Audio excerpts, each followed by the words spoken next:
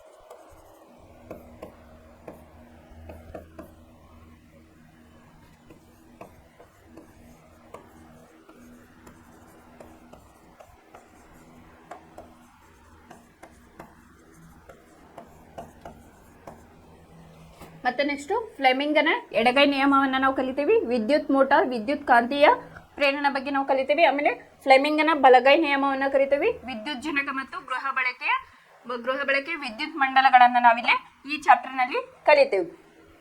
ಈಗ ನಾ ಹೇಳಿದೆ ಇದು ಕಾಂತೀಯ ಪರಿಣಾಮ ಅಂತ ಹೇಳಿ. ಇಲ್ಲಿ ಫಸ್ಟ್ ನಾವ್ ಏನ್ ತಿಳ್ಕೊಬೇಕಪ್ಪ ಅಂತಂದ್ರೆ ವಿದ್ಯುತ್ ಪ್ರವಾಹ ಮತ್ತು ಕಾಂತೀಯ ಪರಿಣಾಮ ಒಂದಕ್ಕೊಂದು ಹೆಂಗವು ಪರಸ್ಪರ ಒಂದೇ ನಾಣ್ಯದ ಎರಡು ಮುಖಗಳ ತರ ಯಾವ ರೀತಿಯಾಗಿದಾವು ಅಂತ ಹೇಳಿ ನಾವಿಲ್ಲೇ ನೋಡೋಣ. ಈಗ ಫಾರ್ ಎಕ್ಸಾಂಪಲ್ ಯಾವುದೇ ಒಂದು ವಸ್ತು ಚಲನೆಯಲ್ಲಿದ್ದಾಗ ಏನಾಗ್ತಿರ್ತೈತೆ, ಘರ್ಷಣೆ ಉಂಟಾಗ್ತೈತೆ ಅಂತ ಹೇಳ್ತಿರ್ಬೋದು. ಈಗ ಫಾರ್ ಎಕ್ಸಾಂಪಲ್ ನಾವು ವಾಕ್ ಮಾಡೋ ಮುಂದೆ ಏನ್ ಮಾಡ್ತೀವಿ, ಚಪ್ಪಲಿಯನ್ನು ಹಾಕೊಂಡು ನಡೀತಾ ಇರ್ತೀವಿ. ಹಂಗೆ ಘರ್ಷಣೆ ಇಲ್ಲ ಅಂದ್ರೆ ಚಪ್ಪಲಿ ಸವಿಬಾರ್ದಿತ್ತು. ಬಟ್ ಇಲ್ಲಿ ಏನಾಗ್ತದಪ್ಪ ಅಂತಂದ್ರೆ ಘರ್ಷಣೆ, ಭೂಮಿಯೊಂದಿಗೆ ನಮ್ಮ ಚಪ್ಪಲಿಯೊಂದಿಗೆ ಏನಾಗಿರ್ತೈತಿ, ಘರ್ಷಣೆ ಉಂಟಾಗಿ ಏನಾಗ್ತೈತಿ ಅಂತಂದ್ರೆ ಅಲ್ಲಿ ಚಪ್ಪಲಿ ಸವಿತೈತಿ. ಇದು ಪೆನ್ನನ್ನ ಈಗ ಅಂತರಿಕ್ಷದಲ್ಲಿ ಹಾರಿದಾಗ ಏನಾಗ್ತೈತಿ, ಅದು ಹೋಗ್ತತಿ. ಅದನ್ನ ಇಲ್ಲಿ ಹೋಗ್ದಾಗ ಏನಾಗ್ತತಿ, ಗುರುತ್ವಾಕರ್ಷಣೆ ಬಲದಿಂದ ಅದೇನಾಗ್ತೈತಪ್ಪ ಅಂತಂದ್ರೆ ಕೆಳಗಡೆ ಬೀಳ್ತತಿ.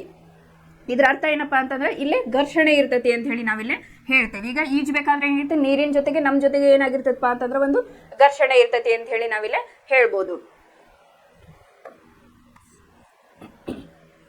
ಇಲ್ಲೇ ಹಿಂದಿನ ಅಧ್ಯಾಯ ವಿದ್ಯುತ್ ಶಕ್ತಿಯಲ್ಲಿ ನಾವು ವಿದ್ಯುತ್ ಪ್ರವಾಹದ ಉಷ್ಣೋತ್ಪಾದನಾ ಪರಿಣಾಮಗಳ ಬಗ್ಗೆ ಕಲಿತಿದ್ದೇವೆ. ವಿದ್ಯುತ್ ಪ್ರವಾಹದ ಇತರ ಪರಿಣಾಮಗಳು ಏನಿರಬಹುದು? ವಿದ್ಯುತ್ ಪ್ರವಾಹಿಸುತ್ತಿರುವ ವಾಹಕವು ಕಾಂತದಂತೆ ವರ್ತಿಸುತ್ತದೆ ಎಂದು ನಾವು ತಿಳಿದಿದ್ದೇವೆ. ಇದನ್ನು ಸಮರ್ಥಿಸುವ ಒಂದು ಚಟುವಟಿಕೆಯನ್ನ ಮಾಡೋಣ. ನಾವು ಸಣ್ಣವರಿದ್ದಾಗ ಏನ್ ಮಾಡ್ತಿದ್ವಿ, ಒಂದು ಮ್ಯಾಗ್ನೆಟ್ ಅನ್ನ ತಗೊಂಡು ಮರಳಿಗೆ ಹಿಡಿದಾಗ ಅದು ಅಟ್ರಾಕ್ಟ್ ಆಗ್ತಿತ್ತು. ಯಾಕೆ ಅಟ್ರಾಕ್ಟ್ ಆಗ್ತಿತ್ತು ಅಂತಂದ್ರೆ, ಈಗ ಒಂದು ವಸ್ತು ಇತ್ತಂದ್ರೆ ಇಲ್ಲೇ ಅಲ್ಲೇನಾಗಿರ್ತಾವ, ಪರಮಾಣುಗಳಿರ್ತಾವು, ಎಲೆಕ್ಟ್ರಾನ್ಗಳಿರ್ತಾವು ಅಂತ ಹೇಳಿ ನಾವು ಕಲ್ತಿದ್ವಿ. ಅಲ್ಲೇನಾಗ್ತೈತಿ, ಕಾಂತೀಯ ಪರಿಣಾಮ ಇರೋದ್ರಿಂದ ಏನಾಗ್ತದಪ್ಪ ಅಂತಂದ್ರೆ ಅಟ್ರಾಕ್ಷನ್ ಆಗ್ತಾ ಇರ್ತೈತಿ ಅಂತ ಹೇಳಿ. ಸಣ್ಣವರಿದ್ದಾಗ ಅವು ಮ್ಯಾಗ್ನೆಟ್ ತಗೊಂಡು ನಾವು ಉಜ್ಜುತ್ತಿದ್ವಿ ಅಥವಾ ಮಣ್ಣಿಗೆ ಅದು ಹಿಡಿದಾಗ ಏನಾಗ್ತಿತ್ತು, ಅಲ್ಲೇ ಅಟ್ರಾಕ್ಷನ್ ಇಲ್ಲೇ ಆಗ್ತಾ ಇತ್ತು. ನಾವು ಕಾಂತ ಸೂಜಿಯ ಇಲ್ಲೇ ಒಂದು ಚಟುವಟಿಕೆಯನ್ನು ಕೊಟ್ಟಿದ್ದಾರೆ. ಸ್ವಲ್ಪ ದಪ್ಪವಿರುವ ನೇರವಾದ ತಾಮ್ರದ ತಂತಿಯನ್ನು ತೆಗೆದುಕೊಂಡು ಅದಕ್ಕೆ XYಗಳ ನಡುವೆ ತೋರಿಸಿದಂತೆ ಇರಿಸಿ ಅಂತ ಹೇಳಿದ್ದಾರೆ. ಇಲ್ಲೇನ್ ಮಾಡಿದಾರೆ, ಒಂದು X ಮತ್ತು Y ಅನ್ನ ತಗೊಂಡಿದ್ದಾರೆ. ಒಂದು ತಂತಿಯನ್ನು ತಗೊಂಡು X ಮತ್ತು Y ಅಂತ ಹೇಳ್ಕೊಟ್ಟಿದ್ದಾರೆ. ತಾಮ್ರದ ತಂತಿಗೆ ಸಮಾಂತರವಾಗಿ ದಿಕ್ಸೂಚಿಯನ್ನು ಇರಿಸಿ ಕಾಂತ ಸೂಜಿಯ ಸ್ಥಾನವನ್ನು ನೋಡಿರಿ ಅಂತ ಹೇಳಿ. ದಿಕ್ಸೂಚಿ ಅಂತಂದ್ರೇನು, ಈಗ ಹಡಗೊಳಗ ಹಿಂಗೆಲ್ಲ ಏನು ವಿಮಾನಗಳೊಳಗೆ ಏನ್ ಮಾಡಿರ್ತಾರಪ್ಪ ಅಂತ ಒಂದು ದಿಕ್ಸೂಚಿ ಅಂತ ಇಟ್ಟಿರ್ತೈತಿ. ಈಗ ನಾವೆಲ್ಲರೂ ಹೋಗ್ಬೇಕಂತಂದ್ರ ಆ ದಿಕ್ಸೂಚಿ ಏನ್ ಮಾಡಿರ್ತೈತಿ, ನಮಗ ಡೈರೆಕ್ಷನ್ ಅನ್ನ ಇಲ್ಲೇ ತೋರಿಸ್ತಿರ್ತೈತಿ ಅಂತ ಹೇಳಿ. ಪ್ಲಗ್ನ ಕೀಯನ್ನು ಸೇರಿಸಿ ಮಂಡಲದಲ್ಲಿ ವಿದ್ಯುತ್ ಪ್ರವಹಿಸುವಂತೆ ಮಾಡಿರಿ ಅಂತ ಹೇಳಿ ಹೇಳಿದ. ಅದನ್ನ ಸ್ವಿಚ್ ಹಾಕ್ರಿ ಅಂತಂದು. ಸೂಜಿಯು ಸ್ಥಾನದಲ್ಲಾಗುವ ಬದಲಾವಣೆಯನ್ನ ಗಮನಿಸಿ ಅಂತ ಹೇಳಿ. ಇದು ದಿಕ್ಸೂಚಿ ಅನ್ಕೊಂಡ್ರೆ ಯಾವ ಕಡೆ ಅದು ವಿದ್ಯುತ್ ಪ್ರವಾಹ ಆಗ್ತಿರ್ತೈತಲ್ಲ ಅಲ್ಲಿ ಅದು ಚಲನೆಯನ್ನ ಮಾಡ್ತಾ ಇರ್ತೈತಿ ಅಂತ ಹೇಳಿ. ದಿಕ್ಸೂಚಿ ಯಾವ ಕಡೆ ಅದು ತೋರಿಸ್ತಿರ್ತೈತಲ್ಲ ಎಲೆಕ್ಟ್ರಾನ್ಗಳು ಮೂವ್ ಆಗುವ ಒಂದು ದಾರಿಯಲ್ಲಿ ಸಾಗ್ತಾ ಇರ್ತೈತಿ ಅಂತ ಹೇಳಿ. ನಾವು ಕಾಂತ ಸೂಜಿಯ ಪಲ್ಲಟಗೊಂಡಿರುವುದನ್ನು ಕಾಣುತ್ತೇವೆ. ಇದರ ಅರ್ಥವೇನೆಂದರೆ ತಾಮ್ರದ ತಂತಿಯಲ್ಲಿ ವಿದ್ಯುತ್ ಪ್ರವಹಿಸಿದಾಗ ಅದು ಕಾಂತೀಯ ಪರಿಣಾಮವನ್ನು ಉಂಟು ಮಾಡುತ್ತದೆ ಅಂತ ಹೇಳಿ. ಈಗ ಒಂದು ತಂತಿಯನ್ನ ತಗೊಂಡಾಗ ಏನಾಗ್ತದಪ್ಪ ಅಂತಂದ್ರೆ ಅದಕ್ಕೆ ನಾವು ಸ್ವಿಚ್ ಅನ್ನ ಜೋಡಿಸಿದಾಗ ಅವಾಗ ಏನಾಗ್ತತಿ, ಇಲ್ಲಿ ವಿದ್ಯುತ್ ಕಾಂತೀಯ ಪರಿಣಾಮ ಇಲ್ಲೇ ಆಗ್ತತಿ. ಇಲ್ಲೇ ನಾ ತೋರಿಸಿದ್ರೆ ಯಾವ ರೀತಿಯಾಗಿ ಕಾಂತೀಯ ರೇಖೆಗಳು ಇಲ್ಲೇ ಒಂದಕ್ಕೊಂದು ಪ್ರಸರಿಸ್ತಾ ಇರ್ತತಿ ಅಂತ ಹೇಳಿ. ಆದ್ದರಿಂದ ವಿದ್ಯುತ್ ಶಕ್ತಿ ಮತ್ತು ಕಾಂತತ್ವ ಪರಸ್ಪರ ಸಂಬಂಧ ಉಳ್ಳವಾಗಿದ್ದಾವೆ ಅಂತ ಹೇಳಿ. ಹಾಗಾದರೆ ಚಲನೆಯಲ್ಲಿರುವ ಕಾಂತ ಉಂಟು ಮಾಡುವ ವಿದ್ಯುತ್ ಪರಿಣಾಮದ ವ್ಯತಿರಿಕ್ತ ಸಾಧ್ಯತೆ ಏನು? ಈ ಅಧ್ಯಾಯದಲ್ಲಿ ನಾವು ಕಾಂತಕ್ಷೇತ್ರ ಮತ್ತು ವಿದ್ಯುತ್ ಕಾಂತೀಯ ಪರಿಣಾಮಗಳ ಬಗ್ಗೆ ಅಭ್ಯಾಸ ಮಾಡುತ್ತೇವೆ.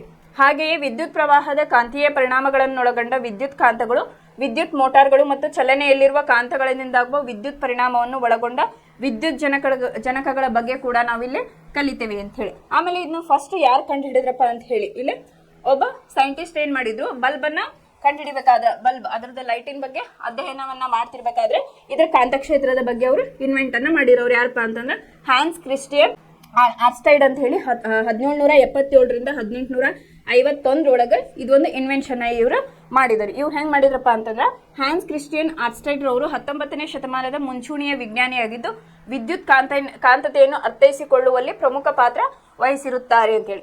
ವಾಹಕ ತಂತಿಯಲ್ಲಿ ವಿದ್ಯುತ್ ಪ್ರವಹಿಸಿದಾಗ ಅದರ ಬಳಿ ಇರುವ ದಿಕ್ಸೂಚಿಯ ಸೂಜಿಯು ಪಲ್ಲಟಗೊಳ್ಳುವುದನ್ನು 1820ರಲ್ಲಿ ಅವರು ಅನಿರೀಕ್ಷಿತವಾಗಿ ಕಂಡು ಹಿಡಿದರು ಅಂತ ಹೇಳಿ. ಯಾವುದೇ ಒಂದು ವಸ್ತುವಿಗೆ ನಾವು ಇಲ್ಲಿ ವಿದ್ಯುತ್ ಪ್ರವಾಹನ ಮಾಡಿದಾಗ ಒಂದು ದಿಕ್ಸೂಚಿಯನ್ನು ಇಟ್ಟಾಗ ಅದೇನಾಗ್ತತಿ, ತನ್ನ ಡೈರೆಕ್ಷನ್ ಅನ್ನ ತೋರಿಸ್ತೈತಿ. ಅದು ಹಿಂಗಾಗಿರ್ಬೋದು ಅಥವಾ ಈ ತರ ಬಲಗಡೆ ಆಗಿರ್ಬೋದು ಅಥವಾ ಎಡಗಡೆ ಆಗಿರ್ಬೋದು, ಅದನ್ನ ತೋರಿಸ್ತೈತಿ ಅಂತ ಹೇಳಿ ಇವರು ಕಾಂತಕ್ಷೇತ್ರ ಇರ್ತೈತಿ ಅಂತ ಹೇಳಿ ಇವರು ನಮಗೆ ತೋರಿಸ್ಕೊಟ್ರು. ಈ ವೀಕ್ಷಣೆಯಿಂದ ಆರ್ಸ್ಟೈಡ್ ವಿದ್ಯುತ್ ಶಕ್ತಿ ಮತ್ತು ಕಾಂತತೆಗಳು ಪರಸ್ಪರ ಸಂಬಂಧಿತ ವಿದ್ಯಮಾನಗಳು ಎಂಬುದನ್ನು ತೋರಿಸಿದ್ದಾರೆ. ಇವರ ಸಂಶೋಧನೆಗಳು ನಂತರ ರೇಡಿಯೋ, ದೂರದರ್ಶನ ಮತ್ತು ದ್ಯುತಿತಂತು ತಾಂತ್ರಿಕತೆಗಳ ಉಗಮಕ್ಕೆ ಕಾರಣವಾಯಿತು. ರೇಡಿಯೋ, ದೂರದರ್ಶನ ಯಾವ್ದ್ರ ಮೇಲೆ ವರ್ಕ್ ಮಾಡ್ತವೆ ಅನ್ನಂಗೈತಿ, ವಿದ್ಯುತ್ ಪ್ರವಾಹ ಮತ್ತು ಕಾಂತಕ್ಷೇತ್ರದ ಮೇಲೆ ವರ್ಕ್ ಆಗ್ತಾವ ಅಂತ ಹೇಳಿ ಗೊತ್ತಾದ್ಮೇಲೆ ನಮಗೇನಾಯ್ತು, ರೇಡಿಯೋ, ದೂರದರ್ಶನದಂತಹ ಒಂದು ವಸ್ತುಗಳು ನಮಗೆ ಇನ್ವೆನ್ಷನ್ ಆದ್ವು.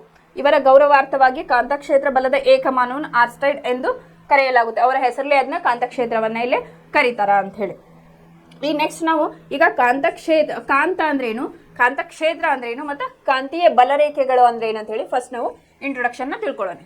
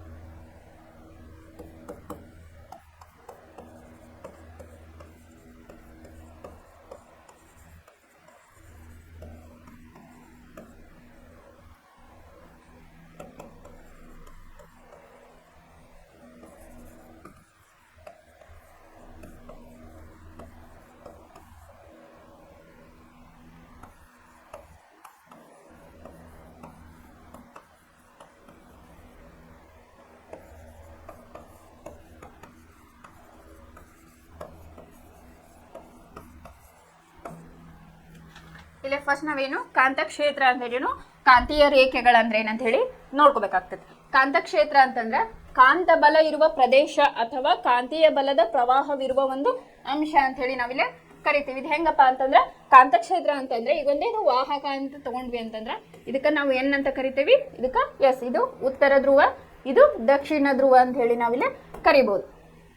ಈ ಕಾಂತಕ್ಷೇತ್ರ ಕಾಂತ ಬಲವು ಇರುವ ಒಂದು ಪ್ರದೇಶ, ಇಲ್ಲೇ ಕಾಂತ ಬಲ ಏನಿರ್ತದಲ್ಲ ಅದಕ್ಕೆ ನಾವೇನಂತೀವಿ ಕಾಂತ ಬಲ ಇರುವ ಒಂದು ಪ್ರದೇಶ ಅಥವಾ ಕಾಂತೀಯ ಬಲದ ಪ್ರವಾಹವಿರುವ ಒಂದು ಅಂಶ ಅಂತ ಹೇಳಿ ಕರಿತೀವಿ. ಇನ್ನ ಕಾಂತೀಯ ರೇಖೆಗಳು ಅಂತಂದ್ರ ಕಾಂತ ಕ್ಷೇತ್ರವನ್ನು ಪ್ರತಿನಿಧಿಸುವ ಒಂದು ಕಾಲ್ಪನಿಕ ರೇಖೆಗಳು ಅಂತ ಹೇಳಿ ನಾವು ಕರಿತೀವಿ. ಇಲ್ಲೇನು ಕಾಂತೀಯ ಕ್ಷೇತ್ರವನ್ನ ಅದನ್ನ ಪ್ರತಿನಿಧಿಸುವ ಒಂದು ರೇಖೆಗಳು ಯಾವ ರೀತಿಯಾಗಿ ತೋರಿಸಬಹುದು ಅಂದ್ರೆ ನಾವು ಈ ರೀತಿಯಾಗಿ ಇವೇನದಾವಲ್ಲ ಇವು ಕಾಂತೀಯ ರೇಖೆಗಳು ಅಂತ ಹೇಳಿ ನಾವಿಲ್ಲಿ ಕರಿತೀವಿ. ಇವೇನಪ್ಪ ಡೆಫಿನೇಷನ್ ಅಂತಂದ್ರೆ ಕಾಂತಕ್ಷೇತ್ರ ಮತ್ತು ಆಮೇಲೆ ಕಾಂತೀಯ ರೇಖೆಗಳು ಅಂದ್ರೆ ಏನಂತ ಹೇಳಿ ಇಲ್ಲಿ ಕಾಂತಕ್ಷೇತ್ರ ಮತ್ತು ಕಾಂತೀಯ ಬಲರೇಖೆಗಳು ಅಂತ ಹೇಳಿ. ದಂಡಕಾಂತವೊಂದರ ಸಮೀಪಕ್ಕೆ ತಂದ ದಿಕ್ಸೂಚಿಯು ಸೂಜಿಯ ಪಲ್ಲಟನಗೊಳ್ಳುತ್ತದೆ ಎಂಬ ವಿಷಯ ಬಗ್ಗೆ ಚೆನ್ನಾಗಿ ತಿಳಿದುಕೊಂಡಿದ್ದೇವೆ. ವಾಸ್ತವವಾಗಿ ದಿಕ್ಸೂಚಿಯು ಒಂದು ಸಣ್ಣ ದಂಡಕಾಂತವಾಗಿದೆ. ದಿಕ್ಸೂಚಿಯ ಸೂಜಿಯ ತುದಿಗಳು ಸರಿಸುಮಾರು ಉತ್ತರ ಮತ್ತು ದಕ್ಷಿಣ ದಿಕ್ಕುಗಳನ್ನ ಸೂಚಿಸುತ್ತವೆ ಅಂತ ಹೇಳಿ ನಾ ಹೇಳಿದೆ. ಅದೇನ್ ಮಾಡ್ತದಪ್ಪ ಅಂತಂದ್ರೆ ದಿಕ್ಸೂಚಿ ಈ ರೀತಿ ನಾವು ಸೆಟ್ ಮಾಡಿದ್ವಿ ಅಂತಂದ್ರೆ ನಮಗೆ ಯಾವ ಒಂದೇ ದಿಕ್ಕನ್ನ ಅದು ತೋರಿಸ್ತೀವಿ. ಎಟ್ ಎ ಟೈಮ್ ಎರಡು ಕಡೆ ತೋರಿಸಲ್ಲ. ಅದೇನ್ ಮಾಡ್ತೈತಿ, ಒಂದು ಈ ರೀತಿಯಾಗಿ ತೋರಿಸ್ಬೋದು, ಇಲ್ಲ ಈ ರೀತಿಯಾಗಿ ಇಲ್ಲೇ ತೋರಿಸ್ಬೋದು. ಅದನ್ನ ನಾವೇನಂತೀವಪ್ಪ ಅಂತಂದ್ರೆ ಉತ್ತರ ಧ್ರುವ ಮತ್ತು ದಕ್ಷಿಣ ಧ್ರುವ ಅಂತ ಹೇಳಿ ಕರಿತೇವೆ. ಇದು ಒಂದು ಕಾಂತದ ಕ್ಯಾರೆಕ್ಟರ್ ಏನಪ್ಪ, ಇದನ್ನೇನಾದ್ರು ನಾವು ಬ್ರೇಕ್ ಮಾಡಿದ್ವಿ ಅಂತಂದ್ರೆ ಏನಾಗ್ತದಪ್ಪ ಅಂತಂದ್ರೆ ಇದು ಫ್ರಾಕ್ಷನ್ ಆಫ್ ಸೆಕೆಂಡ್ಸ್ ಒಳಗ ಇದು ಒಂದು ಕಾಂತವನ್ನ ನಾವು ತುಂಡರಿಸಿದಾಗ ಏನಾಗ್ತೈತಿ, ಫ್ರಾಕ್ಷನ್ ಆಫ್ ಸೆಕೆಂಡ್ಸ್ ಒಳಗ ಇದು ಸಪರೇಟ್ ಒಂದು ಕಾಂತವಾಗಿ ಹೊಂದತಿ. ಹಿಂಗ ಸಪರೇಟ್ ಇದಕ್ಕೂ ಮತ್ತೆ ಎನ್ ಮತ್ತು ಎಸ್ ಧ್ರುವ, ಇದು ಎನ್ ಮತ್ತು ಎಸ್ ಧ್ರುವ ಅಂತ ಹೇಳಿ ನಾವಿಲ್ಲೇ ಕರಿತೇವೆ. ಉತ್ತರ ಧ್ರುವ ಮತ್ತು ದಕ್ಷಿಣ ಧ್ರುವ ಅಂತ ಹೇಳಿ ಇದು ಕಾಂತದ ಒಂದು ಗುಣಲಕ್ಷಣ ಅಂತ ಹೇಳ್ಬೋದು. ಯಾವುದೇ ಒಂದು ಕಾಂತವನ್ನ ನಾವು ಅದನ್ನ ಸೀಳಿದಾಗ ಅಥವಾ ಅದನ್ನ ಕಟ್ ಮಾಡಿದಾಗ ಏನಾಗ್ತತಿ, ಒಂದು ಸಪರೇಟ್ ಕಾಂತವಾಗಿ ಇಲ್ಲೇ ಹೊರ ಹೊಮ್ತತಿ. ಅದಕ್ಕೆ ಮತ್ತೆ ಅದರದೇ ಆದಂತ ಉತ್ತರ ಧ್ರುವ ಮತ್ತು ದಕ್ಷಿಣ ಧ್ರುವ ಇರ್ತತಿ ಅಂತ ಹೇಳಿ ಹೇಳ್ಬೋದು ನಾವಿಲ್ಲಿ. ನಾವು ಈ ಹಿಂದಿನ ಕ್ಲಾಸಸ್ ಒಳಗ ಇದ್ರ ಬಗ್ಗೆ ಜೀವಶಾಸ್ತ್ರದೊಳಗೆ ಕಲಿತೀವಿ. ಪ್ಲನೇರಿಯಾ ಬಗ್ಗೆ ನಾವು ಕೇಳಿರ್ಬೋದು. ಇದ್ರದ ಇದು ಹೆಂಗಪ್ಪ ಅಂತಂದ್ರೆ ನೀವು ಅದನ್ನ ಕಟ್ ಮಾಡಿದ್ರೆ ಸರ್ಟನ್ ಡೇಸಿಗೆ ಅದೇನಾಗ್ತೈತಿ, ತನ್ನ ಬಾಲವನ್ನ ಮತ್ತೆ ಬೆಳೆಸ್ಕೊಂಡು ಹೊಸ ಜೀವಿಯಾಗಿ ಇದು ಮತ್ತು ಸಾಯಲ್ಲ, ಅದೇನಾಗ್ತೈತಿ ಹೊಸ ಜೀವಿಯಾಗಿ ಉತ್ಪತ್ತಿ ಆಗ್ತೈತಿ. ಅದಕ್ಕೆ ಸರ್ಟನ್ ಟೈಮ್ ಹಿಡಿತೈತಿ. ಅದೇ ರೀತಿಯಾಗಿ ಇಲ್ಲೇ ನಾವು ಕಾಂತವನ್ನ ಒಡೆದಾಗ ಏನಾಗ್ತೈತಿ ಅಥವಾ ಅದು ಬ್ರೇಕ್ ಆದಾಗ ಹೊಸ ಒಂದು ಕಾಂತೀಯ ಒಂದು ವಾಹಕವಾಗಿ ಅಥವಾ ಕಾಂತ ಈ ರೀತಿಯಾಗಿ ಸಪರೇಟ್ ಆಗಿ ಅದು ಮಾರ್ಪಾಡು ಆಗ್ತತಿ ಅಂತ ಹೇಳಿ ಎನ್ ಮತ್ತು ಎಸ್ ಹಿಂಗ ಸಪರೇಟ್ ಆಗಿ ಅದು ಮಾರ್ಪಾಡು ಹೊಂದತಿ ಅಂತ ಹೇಳಿ ನಾವು ಹೇಳ್ಬೋದು. ಆಮೇಲೆ ಈ ಕಾಂತಕ್ಕೆ ಏನ್ ಮಾಡ್ತಾರಪ್ಪ ಅಂತಂದ್ರೆ ಉತ್ತರ ಧ್ರುವ ಮತ್ತೆ ದಕ್ಷಿಣ ಧ್ರುವ ಅಂತ ಹೇಳಿ ನಾವಿಲ್ಲೇ ಕರಿತೇವೆ. ಉತ್ತರ ದಿಕ್ಕನ್ನು ಸೂಚಿಸುವ ತುದಿಯನ್ನು ಉತ್ತರ ಧ್ರುವ ಎಂದು, ದಕ್ಷಿಣ ದಿಕ್ಕನ್ನು ಸೂಚಿಸುವ ತುದಿಯನ್ನು ದಕ್ಷಿಣ ಧ್ರುವ ಎಂದು ಕರೆಯುತ್ತೇವೆ. ಇದು ಒಂದು ಕಾಂತ ಅಂತಿಕೊಳ್ಳಿ. ಇದು ಎನ್, ಇದು ಎಸ್, ಇದು ಉತ್ತರ ಧ್ರುವ.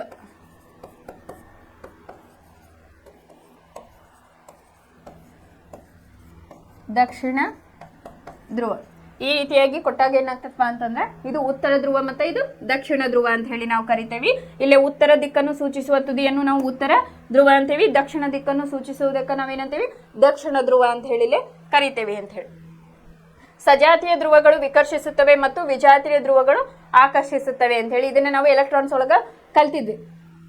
ಸೇಮ್ ಅಯಾನ್ಸ್ ಏನಾಗ್ತಾವಲ್ಲೇ ರಿಪೆಲ್ ಈಚ್ ಅದರ್, ಆಮೇಲೆ opposite ions attract each other ಅಂತ ಹೇಳಿ ನಾವು ಕಲ್ತಿದ್ವಿ. ಅದನ್ನ ಏನ್ ಕಟ್ಟಾರ, ಸಜಾತಿಯ ಧ್ರುವಗಳು ವಿಕರ್ಷಿಸುತ್ತವೆ ಮತ್ತು ವಿಜಾತಿಯ ಧ್ರುವಗಳು ಇಲ್ಲಿ ಆಕರ್ಷಿಸುತ್ತವೆ ಅಂತ ಹೇಳಿ ಹೇಳಿದ್ದಾರೆ. ಇಲ್ಲಿ ನಿಮ್ಗೊಂದು ಚಿತ್ರ ಕೊಟ್ಟಾರ ಅವ್ರೆ, ಇಲ್ಲಿ ತೋರಿಸಿದಾರಲ್ಲ ಇವ ಕಾಂತೀಯ ರೇಖೆಗಳ ನಾವೇನ್ ಕರಿತವಲ್ಲ ಈ ರೀತಿಯಾಗಿರೋವನ್ನ ಇವ್ ನಾವೇನಂತೀವಿ, ಕಾಂತೀಯ ರೇಖೆಗಳು ಅಂತ ಹೇಳ್ತೀವಿ. ಇಲ್ಲಿ ರೆಡ್ ಕಲರ್ ನಿಮಗೊಂದು ಕಾಂತವನ್ನ ಕೊಟ್ಟಾರೆ. ಇದಕ್ಕ ಎನ್ ಧ್ರುವ, ಎಸ್ ಧ್ರುವ, ಉತ್ತರ ಧ್ರುವ ಮತ್ತೆ ಇದು ದಕ್ಷಿಣ ಧ್ರುವ ಅಂತ ಹೇಳಿ ನಾವು ಇಲ್ಲೇ ಕರಿತೇವೆ. ಕಬ್ಬಿಣದ ರಜಗಳು ತಮ್ಮಷ್ಟಕ್ಕೆ ತಾವೇ ಕಾಂತೀಯ ಬಲರೇಖೆಗಳಿಗೆ ಅನುಗುಣವಾಗಿ ಚಿತ್ರ 12.2ರಲ್ಲಿ ತೋರಿಸಿದಂತೆ ಜೋಡಣೆಗೊಳ್ಳುತ್ತವೆ ಅಂತ ಹೇಳಿ. ಇಲ್ಲಿ ಕಬ್ಬಿಣದ ಅದಿರುಗಳ ಬಗ್ಗೆ ನಾವು ಕಬ್ಬಿಣದ ಅದಿರುಗಳ ಬಗ್ಗೆ ಇನ್ ಡೀಟೇಲ್ ಆಗಿ ನೀವು PUC ಹೋದಾಗ ಕಲಿತೀರಿ. ಅದರದೇ ಆದಂತ ಅದಿರುಗಳು ಇರ್ತಾವ. ಈಗ ಫಾರ್ ಎಕ್ಸಾಂಪಲ್ ಮ್ಯಾಗ್ನೆಟೈಟ್ ಅಂತ ಹೇಳಿ ನಾವು ಕರಿತೀವಿ. ನಾವು ರೆಗ್ಯುಲರ್ ಯೂಸ್ ಮಾಡ್ತೇವಲ್ಲ ಮ್ಯಾಗ್ನೆಟ್, ಅದಕ್ಕೆ ನಾವು ಮ್ಯಾಗ್ನೆಟ್ ಅದು ಒಂದು ಕಬ್ಬಿಣದ ಅದಿರು ಅಂತ ಹೇಳಿ ನಾವಿಲ್ಲಿ ಕರಿತೇವೆ. ಅದು ಹೆಂಗಪ್ಪ ಅಂತಂದ್ರೆ ಅಟ್ರಾಕ್ಷನ್ ಪವರ್ ಅನ್ನ, ಕಾಂತೀಯ ಬಲವನ್ನ ಅದು ಹೊಂದೈತಿ ಅಂತ ಹೇಳಿ. ಅದು ನ್ಯಾಚುರಲ್ ಕಾಂತೀಯ ಬಲಕ್ಕೆ ನಾವು ಎಕ್ಸಾಂಪಲ್ ಅನ್ನ ಇಲ್ಲೇ ತಗೋಬಹುದು. ಕಬ್ಬಿಣದ ರಜೆಗಳು ಅದೇ ಮಾದರಿಯಲ್ಲಿ ಏಕೆ ಜೋಡಣೆಗೊಳ್ಳುತ್ತವೆ? ಈ ಜೋಡಣೆಯು ಏನನ್ನು ಪ್ರದರ್ಶಿಸುತ್ತವೆ? ಕಾಂತವು ತನ್ನ ಸುತ್ತಲೂ ಇರುವ ಪ್ರದೇಶದಲ್ಲಿ ತನ್ನ ಪ್ರಭಾವವನ್ನು ಬೀರುತ್ತದೆ. ಆದ್ದರಿಂದ ಕಬ್ಬಿಣದ ರಜೆಗಳು ಬಲವನ್ನು ಅನುಭವಿಸುತ್ತವೆ. ಈ ಬಲವೇ ಕಬ್ಬಿಣದ ರಜೆಗಳನ್ನು ನಿರ್ದಿಷ್ಟ ಮಾದರಿಯಲ್ಲಿ ಜೋಡಿಸುತ್ತವೆ. ದಂಡಕಾಂತದ ಸುತ್ತಲೂ ಕಾಂತೀಯ ಬಲದ ಪ್ರಭಾವ ಇರುವ ಪ್ರದೇಶವನ್ನು ಕಾಂತಕ್ಷೇತ್ರ ಎಂದು ಕರೆಯುತ್ತಾರೆ. ಕಬ್ಬಿಣದ ರಜೆಗಳು ಜೋಡಣೆಯಾಗಿರುವ ರೇಖೆಗಳು ಕಾಂತೀಯ ಬಲ ರೇಖೆಗಳು ಪ್ರತಿನಿಧಿಸುತ್ತವೆ. ಅಂದ್ರೆ ಇದೊಂದು ಕಾಂತ ಅಂತ ತಗೊಂಡ್ರೆ ಇದು ಉತ್ತರ ಧ್ರುವ, ಇದು ದಕ್ಷಿಣ ಧ್ರುವ. ಇದ್ರ ಸುತ್ತಲೂ ಏನಾಗಿರ್ತದಪ್ಪ ಅಂತಂದ್ರೆ ಕಾಂತಕ್ಷೇತ್ರ ಅಲ್ಲಿ ರಚನೆಯಾಗಿರ್ತತಿ. ಅದಕ್ಕೆ ಏನಾಗಿರ್ತಾವು ಅಪೋಸಿಟ್ ಅಂದ್ರೆ ವಿಜಾತೀಯ ಧ್ರುವಗಳು ಏನ್ ಮಾಡ್ತಾವು ಪರಸ್ಪರ ಆಕರ್ಷಣೆಗೆ ಒಳಗಾಗ್ತಾವು ಅಂತ ಹೇಳಿ ಇಲ್ಲೇ ನಾವು ಹೇಳ್ತೇವೆ. ಕಾಂತಕ್ಷೇತ್ರವು ದಿಕ್ಕು ಮತ್ತು ಪರಿಮಾಣ ಎರಡನ್ನೂ ಹೊಂದಿದ ಪ್ರಮಾಣವಾಗಿದೆ. ದಿಕ್ಸೂಚಿಯೊಳಗಿನ ಸೂಜಿಯು ಉತ್ತರ ಧ್ರುವದ ದಿಕ್ಕಿನೆಡೆಗೆ ಚಲನೆಯನ್ನು ಕಾಂತಕ್ಷೇತ್ರ ದಿಕ್ಕನ್ನಾಗಿ ತೆಗೆದುಕೊಳ್ಳಲಾಗುತ್ತದೆ. ಆದ್ದರಿಂದ ಕಾಂತೀಯ ಬಲರೇಖೆಗಳು ಉತ್ತರ ಧ್ರುವದಲ್ಲಿ ಉತ್ಸರ್ಜಿತವಾಗಿ ದಕ್ಷಿಣ ಧ್ರುವದಲ್ಲಿ ವಿಲೀನಗೊಳ್ಳುತ್ತವೆ ಅಂತ ಹೇಳಿ ಹೇಳಿದ್ದಾರೆ. ಕಾಂತಕ್ಷೇತ್ರವು ದಿಕ್ಕು ಮತ್ತು ಪರಿಮಾಣ ಎರಡನ್ನೂ ಹೊಂದಿದ ಒಂದು ಪರಿಮಾಣವಾಗಿದೆ. ದಿಕ್ಸೂಚಿಯೊಳಗಿನ ಸೂಜಿಯು ಉತ್ತರ ಧ್ರುವದ ದಿಕ್ಕಿನ ಕಡೆಗೆ ಚಲನೆಯನ್ನು ಉತ್ತರ ಧ್ರುವದ ಕಡೆಗಿನ ಚಲನೆಯನ್ನು ಏನ್ ಮಾಡ್ತದದು ಉತ್ಸರ್ಜಿತವಾಗಿ ಏನ್ ಮಾಡ್ತತಿ ಈ ದಕ್ಷಿಣ ದಿಕ್ಕಿನ ಕಡೆಗೆ ಅದು ಏನಾಗ್ತತಿ ವಿಲೀನಗೊಳ್ತತಿ. ಇದು ಒಂದು ಕಾಂತಕ್ಷೇತ್ರ ಗುಣಲಕ್ಷಣ ಅಂತ ಹೇಳಿ ನಾವಿಲ್ಲಿ ಕರಿಬಹುದು. ಇಲ್ಲಿ ಕಾಂತೀಯ ಬಲರೇಖೆಗಳ ಮೇಲೆ ಸೂಚಿಸಿದ ಬಾಣದ ಗುರುತನ್ನು ಗಮನಿಸಿ. ಕಾಂತದ ಒಳಭಾಗದಲ್ಲಿ ಕಾಂತದ ದಕ್ಷಿಣ ಧ್ರುವದಿಂದ ಉತ್ತರ ಧ್ರುವದ ಕಡೆ ಕಾಂತೀಯ ಬಲರೇಖೆಗಳು, ಆದ್ದರಿಂದ ಕಾಂತೀಯ ರೇಖೆಗಳು ಆವೃತ ಜಾಲಗಳಾಗಿವೆ ಅಂತ ಹೇಳಿ. ಯಾವ ರೀತಿ ಅಂತಂದ್ರೆ ಇಲ್ಲಿ ನೋಡ್ರಿ, ಇದು ಒಂದು ಕಾಂತವನ್ನ ತಗೊಂಡ್ರೆ ಇಲ್ಲೇನಾಗ್ಯವಲ್ಲ ಇವು ಜಾಲಗಳು. ಈ ಕಾಂತೀಯ ರೇಖೆಗಳನ್ನ ನಾವೇನ್ ಮಾಡ್ತೇವಪ್ಪ ಅಂತಂದ್ರೆ ಜಾಲಗಳು ಅಂತ ಹೇಳಿ ನಾವಿಲ್ಲೇ ಕರಿತೀವಿ. ಕಾಂತಕ್ಷೇತ್ರ ಸಾಪೇಕ್ಷ ಶಕ್ತಿಯನ್ನು ಕಾಂತೀಯ ಬಲರೇಖೆಗಳ ದಟ್ಟಣೆಯ ಆಧಾರದ ಮೇಲೆ ತೋರಿಸಲಾಗುತ್ತದೆ. ಕಾಂತೀಯ ಬಲರೇಖೆಗಳ ಸಾಂದ್ರತೆಯು ಹೆಚ್ಚಾದಲ್ಲಿ ಕಾಂತಕ್ಷೇತ್ರದ ಬಲವು ಹೆಚ್ಚಾಗಿರುತ್ತದೆ. ಅಂದರೆ ಕಾಂತಕ್ಷೇತ್ರದ ಸಮೀಪದಲ್ಲಿರುವ ಮತ್ತೊಂದು ಕಾಂತದ ಧ್ರುವದ ಮೇಲೆ ಕಾಂತಕ್ಷೇತ್ರದಿಂದಾಗಿ ಹೆಚ್ಚಿನ ಬಲವು ಉಂಟಾಗುತ್ತದೆ ಅಂತ ಹೇಳಿ. ಯಾವುದೇ ಎರಡು ಕಾಂತೀಯ ಬಲ ರೇಖೆಗಳು ಒಂದನ್ನೊಂದು ಛೇದಿಸುವುದಿಲ್ಲ. ಒಂದು ವೇಳೆ ಅವು ಛೇದಿಸದೆ ಛೇದಿಸುವ ಬಿಂದುವಿನಲ್ಲಿ ದಿಕ್ಸೂಚಿಯ ಸೂಜಿ ಎರಡೂ ದಿಕ್ಕುಗಳತ್ತ ನಿರ್ದೇಶಿಸುತ್ತದೆ ಎಂದರ್ಥ. ಆದರೆ ಇದು ಸಾಧ್ಯವಿಲ್ಲ. ಇಲ್ಲೊಂದು ಕ್ವಶನ್ ಬಂತು ನಿಮಗೆ, ಏನಪ್ಪಾ ಅಂತಂದ್ರೆ ಎರಡು ಕಾಂತೀಯ ಬಲಗಳು ಒಂದನ್ನೊಂದು ಛೇದಿಸುವುದಿಲ್ಲ ಯಾಕೆ ಅಂತ ಹೇಳಿ ಕೇಳಿದಾರೆ. ಈಗ ಫಾರ್ ಎಕ್ಸಾಂಪಲ್ ದಿಕ್ಸೂಚಿ ಈ ದಿಕ್ಸೂಚಿ ಏನ್ ಮಾಡ್ತದಪ್ಪ ಒಂದ ಡೈರೆಕ್ಷನ್ ಅನ್ನ ತೋರಿಸುತ್ತೆ. ಎಟ್ ಎ ಟೈಮ್ ಒಂದ ಸಮಯದಾಗದು ಎರಡು ಡೈರೆಕ್ಷನ್ ಅನ್ನ ತೋರಿಸೋದಿಲ್ಲ. ಆ ರೀತಿ ತೋರ್ಸಕದು ಚಾನ್ಸ್ ಇಲ್ಲ ಅಂತ ಹೇಳಿ. ಯಾಕಪ್ಪ ಅಂತಂದ್ರೆ ಇಲ್ಲೇ ಕಾಂತೀಯ ಬಲ ರೇಖೆಗಳು ಒಂದನ್ನೊಂದು ಛೇದಿಸುವುದಿಲ್ಲ. ಆದ್ದರಿಂದ ಏನಾಗ್ತದಪ್ಪ ಅಂತಂದ್ರೆ ಇದು ಒಂದೇ ದಿಕ್ಕಿನೆಡೆ ನಮಗ ದಿಕ್ಕನ್ನ ಸೂಚಿಸ್ತತಿ. ಎರಡು ದಿಕ್ಕಿ ಕಡೆ ಇದು ಒಂದೇ ಸಮಯದಲ್ಲಿ ಸೂಚಿಸೋದಕ್ಕೆ ಸಾಧ್ಯವಿಲ್ಲ ಅಂತ ಹೇಳಿ ಹೇಳಿದ್ದಾರೆ. ಫಸ್ಟಿಗೆ ನಾವ್ ಏನ್ ಮಾಡೋಣಪ್ಪ ಅಂತಂದ್ರೆ ಈ ಕಾಂತಕ್ಷೇತ್ರದ ಗುಣಲಕ್ಷಣಗಳೇನು ಅಂತ ಹೇಳಿ ತಿಳ್ಕೊಳ್ಳೋಣ. ಕಾಂತೀಯ ಬಲರೇಖೆಯ ಗುಣಲಕ್ಷಣಗಳು.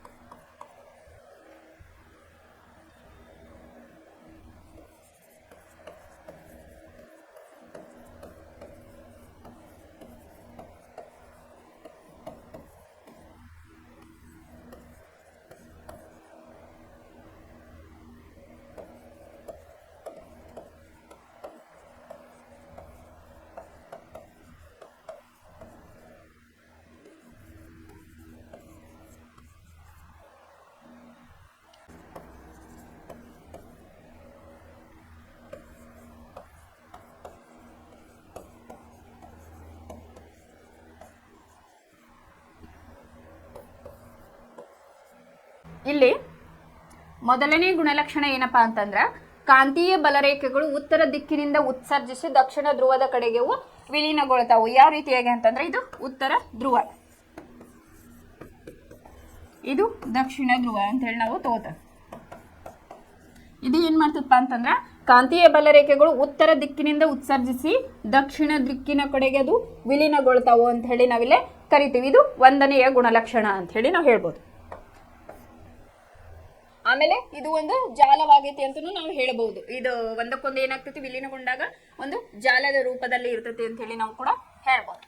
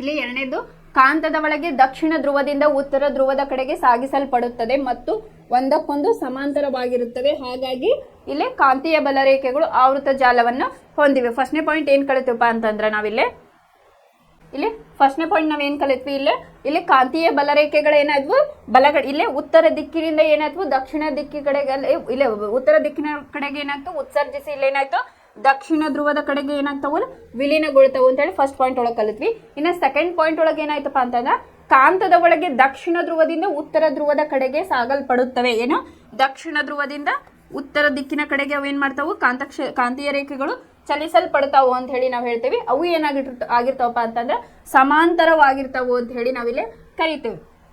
ಅದಕ್ಕಾಗಿ ನಾವೇನ್ ಹೇಳ್ತೀವಿ, ಕಾಂತೀಯ ಬಲರೇಖೆಗಳು ಆವೃತ ಜಾಲವನ್ನು ಹೊಂದಿವೆ ಅಂತ ಹೇಳಿ. ಫಸ್ಟ್ನೇ ಪಾಯಿಂಟ್ ಉತ್ತರ ದಿಕ್ಕಿನಿಂದ ಅವೇನಾಗ್ತಾವಲ್ಲೇ ಉತ್ಸರ್ಜನೆಗೊಂಡು ದಕ್ಷಿಣ ದಿಕ್ಕಿನ ಕಡೆಗೆ ವಿಲೀನಗೊಳ್ತಾವು. ಎರಡನೇ ಪಾಯಿಂಟ್ ಕಾಂತದ ಒಳಗೆ ಏನಾಗ್ತತಿ ದಕ್ಷಿಣ ಧ್ರುವದಿಂದ ಉತ್ತರ ಧ್ರುವದ ಕಡೆಗೆ ಅವು ಏನ್ ಮಾಡ್ತಾವು ಸಾಗಲ್ಪಡ್ತಾವು. ಅವು ಒಂದಕ್ಕೊಂದು ಸಮಾಂತರ ಜೋಡಣೆಯನ್ನ ಹೊಂದಿರ್ತಾವು. ಇಲ್ಲೇ ತೋರ್ಸನಲ್ಲ ಈ ರೀತಿಯಾಗಿ ಏನಾಗಿರ್ತಾವಪ್ಪ ಅಂತಂದ್ರ ಸಮಾಂತರವಾದ ಒಂದು ಜೋಡಣೆಯನ್ನ ಹೊಂದಿರ್ತಾವ ಈ ರೀತಿಯಾಗಿ. ಹಾಗಾಗಿ ಏನಂತೀವಿ ನಾವು ಆವೃತ ಜಾಲವನ್ನು ಹೊಂದಿವೆ ಅಂತ ಹೇಳಿ ನಾವಿಲ್ಲಿ ಕರಿತೇವೆ. ಇನ್ನು ಮೂರನೇ ಪಾಯಿಂಟ್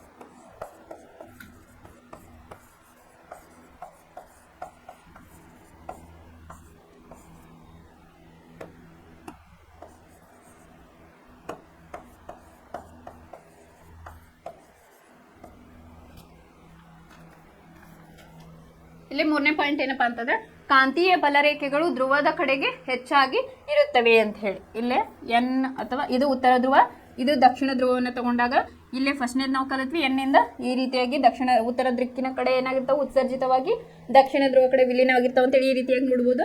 ಆಮೇಲೆ ಎರಡನೇ ಪಾಯಿಂಟ್ ದಕ್ಷಿಣ ದಿಕ್ಕಿನಿಂದ ಉತ್ತರ ಧ್ರುವ ಕಡೆ ಏನು ಹೋಗ್ತಾವಲ್ಲ ಅವು ಕಾಂತೀಯ ರೇಖೆಗಳು ಸಮಾಂತರವಾಗಿರ್ತಾವ ಅಂತ ಹೇಳಿ ಕಲಿತ್ವಿ. ಇನ್ನು ಮೂರನೇ ಪಾಯಿಂಟ್ ಇಲ್ಲಿ ಕಾಂತೀಯ ಬಲರೇಖೆಗಳು ಧ್ರುವದ ಕಡೆಗೆ ಇಲ್ಲಿ ಹೆಚ್ಚಾಗಿರ್ತಾವು ಅಂತ ಹೇಳಿ ಈ ರೀತಿಯಾಗಿ ಬಲರೇಖೆಗಳು ಇರ್ತಾವು ಅಂತ ಹೇಳಿ ನಾವು ಹೇಳ್ತೇವೆ. ಈ ರೀತಿಯಾಗಿ ಇಲ್ಲಿ ಧ್ರುವಗಳ ನಡುವೆ ಇಲ್ಲೇ ಧ್ರುವಗಳ ಹತ್ರ ಏನಾಗಿರ್ತೈತಿ, ಇಲ್ಲೇ ಧ್ರುವಗಳ ನಡುವೆ ಇಲ್ಲಿ ಕಾಂತೀಯ ಬಲರೇಖೆಗಳು ಧ್ರುವಗಳ ಕಡೆಗೆ ಹೆಚ್ಚಾಗಿರುತ್ತವೆ ಅಂತ ಹೇಳಿ ಈ ರೀತಿಯಾಗಿ ನಾವು ಹೇಳ್ಬೋದು. ಚಿತ್ರದೊಳಗೂ ನಿಮ್ಗೆ ತೋರಿಸಿದ್ದಾರೆ ಇಲ್ಲೇ ಯಾವ ರೀತಿ ಅಂತಂದ್ರೆ ಇಲ್ಲೇ ನೋಡ್ರಿ ಕಾಂತೀಯ ಬಲರೇಖೆಗಳ ಏನಾಗಿರ್ತಾವಪ್ಪ ಅಂತಂದ್ರೆ ಧ್ರುವಗಳ ಕಡೆಗೆ ಏನಾಗಿರ್ತಾವು ಹೆಚ್ಚಾಗಿ ಇರ್ತಾವು ಅಂತ ಹೇಳಿ. ಇನ್ನು ನಾಲ್ಕನೇ ಪಾಯಿಂಟ್ ಕಾಂತೀಯ ಬಲರೇಖೆಗಳ ಶಕ್ತಿ ಧ್ರುವಗಳ ಕಡೆಗೆ ಹೆಚ್ಚಿದ್ದು ಮಧ್ಯಭಾಗಕ್ಕೆ ಕಡಿಮೆ ಆಗುತ್ತಾ ಹೋಗುತ್ತದೆ. ಇಲ್ಲಿ ಏನಾಗಿರ್ತಪ್ಪ ಅಂತ ಕಾಂತೀಯ ಧ್ರುವಗಳ ಶಕ್ತಿ ಏನಾಗಿರ್ತೈತಿ ಇಲ್ಲೇ ಮಧ್ಯಭಾಗದಲ್ಲಿ ಏನಾಗಿರ್ತೈತಿ ಕಡಿಮೆ ಇರ್ತೈತಿ.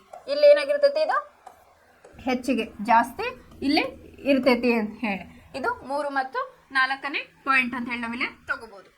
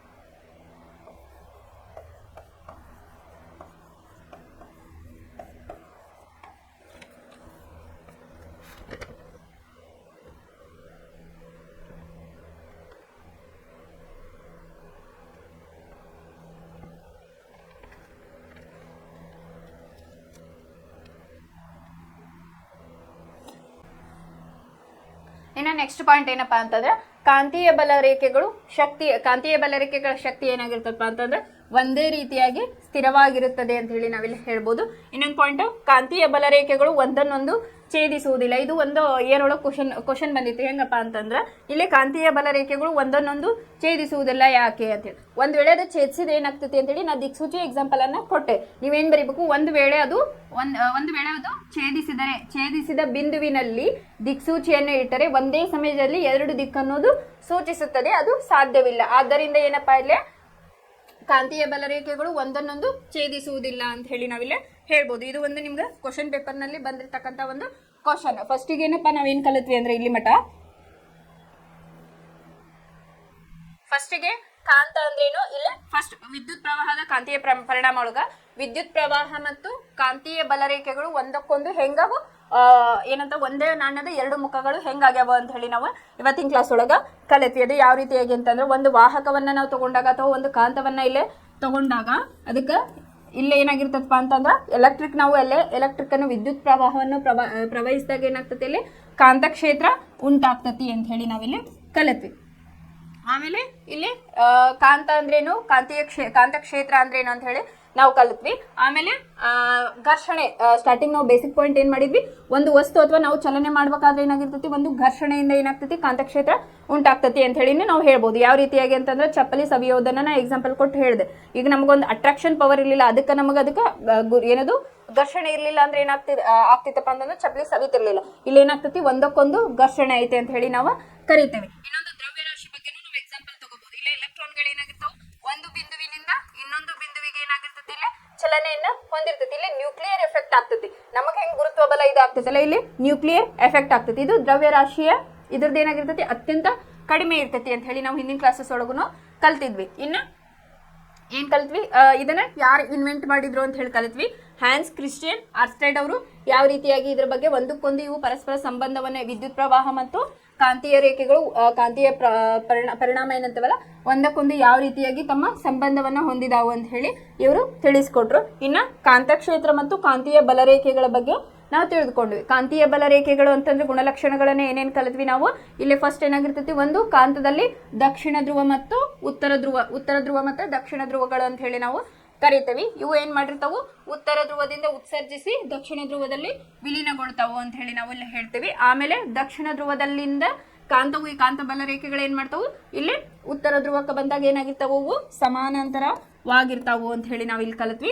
ಆಮೇಲೆ ಇಲ್ಲಿ ಕಾಂತೀಯ ಬಲ ರೇಖೆಗಳೊಳಗೆ ಏನಾಗಿರ್ತೈತಿ, ಇಲ್ಲೇ ಮಧ್ಯದಲ್ಲಿ ಎನರ್ಜಿ ಕಡಿಮೆ ಇರ್ತೈತಿ. ಆಮೇಲೆ ಧ್ರುವಗಳ ನಡುವೆ ಏನಾಗಿರ್ತೈತಿ, ಎನರ್ಜಿ ಜಾಸ್ತಿ ಇರ್ತೈತಿ ಅಂತ ಹೇಳಿ ಕಲಿತ್ವಿ. ಮತ್ತೆ ಎನರ್ಜಿ ಸ್ಥಿರವಾಗಿರ್ತೈತಿ ಕಾಂತೀಯ ಬಲ ರೇಖೆಗಳ ಒಳಗ ಅಂತ ಹೇಳಿ ನಾವು ಕೂಡ ಕಲಿತ್ವಿ. ಆಮೇಲೆ ಇದಿಷ್ಟು ಏನದವಲ್ಲ ಕಾಂತೀಯ ಕ್ಷೇತ್ರ ಅಥವಾ ಕಾಂತೀಯ ಬಲರೇಖೆಗಳ ಗುಣಲಕ್ಷಣಗಳು. ಇವತ್ತಿನ ಕ್ಲಾಸ್ ಏನೈತಲ್ಲ ನಾವು ಫಸ್ಟ್ ಕಾಂತದ ಬಗ್ಗೆ ತಿಳ್ಕೊಂಡ್ವಿ. ಕಾಂತ ಅಂದ್ರೇನು, ಕಾಂತ ಕ್ಷೇತ್ರ ಅಂದ್ರೇನು, ಅದ್ರ ಬಗ್ಗೆ ತಿಳ್ಕೊಂಡ್ವಿ. ಇನ್ನ ಒಂದು ನಾವು ಪ್ರಾಕ್ಟಿಕಲ್ ಆರ್ಟಿಫಿಷಿಯಲಿ ಈಗ ನ್ಯಾಚುರಲ್ ಆಗಿ ಸಿಗ್ತಕ್ಕಂಥದ್ದು ಮ್ಯಾಗ್ನೆಟೈಟ್ ಬಗ್ಗೆ ನಾವು ಹೇಳಿದೆ. ಅದ್ರ ಬಗ್ಗೆ ಅದು ಎಲ್ಲಿ ಸಿಗ್ತೈತಿ, ಯೂಸಲಿ ಕುದುರೆ ಮುಖ ಅಥವಾ ಬಳ್ಳಾರಿ ಒಳಗ ನಮಗೆ ಕಬ್ಬಿಣ ಅದಿರುಗಳು ಸಿಗ್ತಾವ ಅಂತ ಹೇಳಿ ನಮಗೆ ಯೂಸಲಿ ಗೊತ್ತೈತಿ. ಇನ್ನ ಕೃತಕವಾಗಿ ನಾವು ಯಾವ ರೀತಿಯ ಕಾಂತಕ್ಷೇತ್ರ ಐತಿ ಅಂತ ಹೇಳಿ ಕಂಡುಹಿಡಿಬೇಕು ಅಂತಂದ್ರೆ ಒಂದು ಸಣ್ಣ ಮೊಳೆಯನ್ನ ತಗೊಳ್ರಿ. ಒಂದು ಸಣ್ಣ ಮೊಳೆಯನ್ನ ತಗೊಂಡು ಇದಕ್ಕೆ ಏನ್ ಮಾಡ್ಬೇಕು, ಕಾಪರ್ ವೈರ್ ಅನ್ನ ಸುತ್ತಿ ಇದಕ್ಕೆ ಕನೆಕ್ಷನ್ ಅನ್ನ ಮಾಡ್ಬೇಕು. ಇಲ್ಲೇನ್ ಮಾಡ್ಬೇಕು, ಕಬ್ಬಿಣದ ಅದಿರುಗಳ ಚೂರನ್ನ ಇಲ್ಲೇ ಇಡಬೇಕು.